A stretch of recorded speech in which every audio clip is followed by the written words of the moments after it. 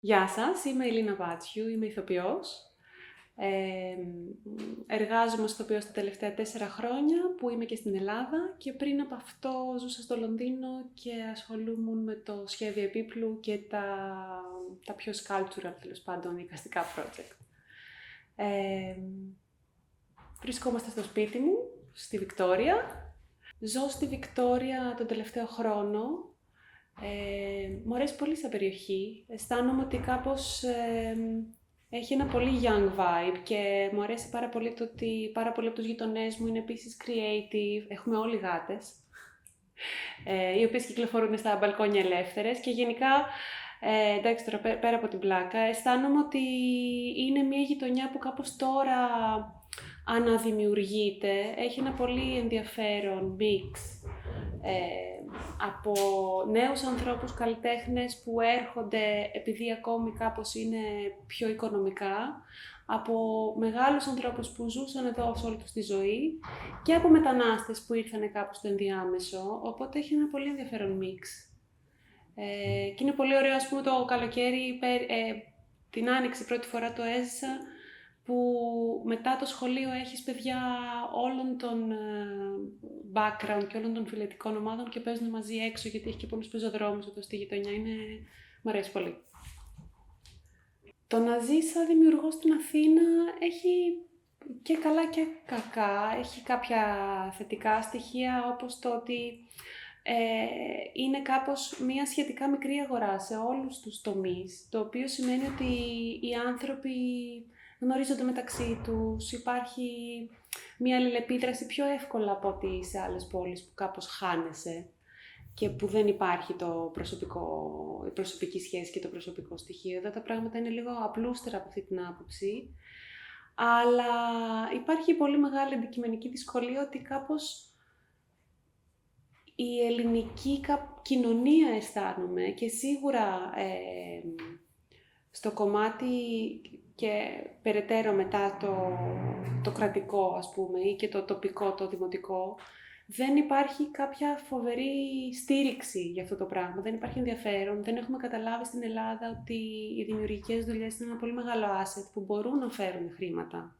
σε μια χώρα και σε μια οικονομία. Οπότε, λόγω αυτού υπάρχει και πολύ μικρή επένδυση σε αυτό το κομμάτι και στην εκπαίδευση, αλλά πολύ περισσότερο μετά στη βοήθεια και στην εξέλιξη και την υποστήριξη των καλλιτεχνών, ειδικά στην αρχή της καριέρας τους, που εκεί το χρειάζεσαι πιο πολύ κάπως. Καλά, σαν ηθοποιός, ούτως ή άλλως αναγκαστικά δουλεύω με ανθρώπους. Δηλαδή, είναι πολύ μεγάλο κομμάτι της δουλειάς να γνωρίσεις κόσμο και να μπορέσεις να συνεργαστείς ακόμη και σε ένα κομμάτι πιο αυτοφυών project. Και έχω προσπαθήσει αυτό να το κάνω και πέρυσι, δηλαδή, η δουλειά που κάναμε, μια παράσταση, ήταν στημένη από φίλους που γνωριστήκαμε και κάπως δουλεύουμε μαζί. Και από αυτή την άποψη η αλήθεια είναι ότι βρίσκω και τουλάχιστον στο κομμάτι της υποκριτικής μια υποστήριξη από τους ανθρώπους. Δηλαδή οι νέοι ηθοποιοί και οι νέοι σκηνοθέτες κάπως ο ένας τον άλλον πηγαίνουν, βλέπουν τις δουλειές τους, υποστηρίζουν. Το θέμα είναι ότι η ευρύτερη αγορά δεν ψάχνει για τις νέες παραστάσεις τόσο. Υπάρχει και ένας περιορισμός ως προς αυτό, δηλαδή μια παράσταση όταν γίνεται με προσωπικά έξοδα, με προσωπικά εισοδήματα, είναι πάρα πολύ δύσκολο να έχει ακριβώς, να περιλαμβάνει τέλος πάντων όλο το εικαστικό νόημα και όραμα. Πρέπει απαραίτητος να είναι πιο μικρή.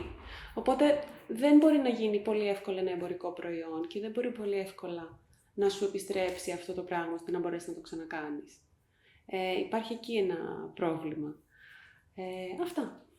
Η Αθήνα έχει ένα πολύ καλό, το ότι έχει ένα πολύ συγκεκριμένο κέντρο στο οποίο μπορούν να βρεθούν οι άνθρωποι. Είναι μια σχετικά μικρή πόλη σε σχέση με άλλες μεγάλες πρωτεύουσες και έχει και μια ζωή, ένα vibe που επιτρέπει κάπως τους ανθρώπους να έρχονται κοντά, να γνωρίζονται, υπάρχουν στέκια ακόμα, το οποίο είναι πολύ ωραίο. Θα ήθελα όμως να υπήρχε μία πιο οργανωμένη προσέγγιση σε σχέση με το πώς έρχονται κοντά οι καλλιτέχνες, να υπάρχει κάποιο φεστιβάλ,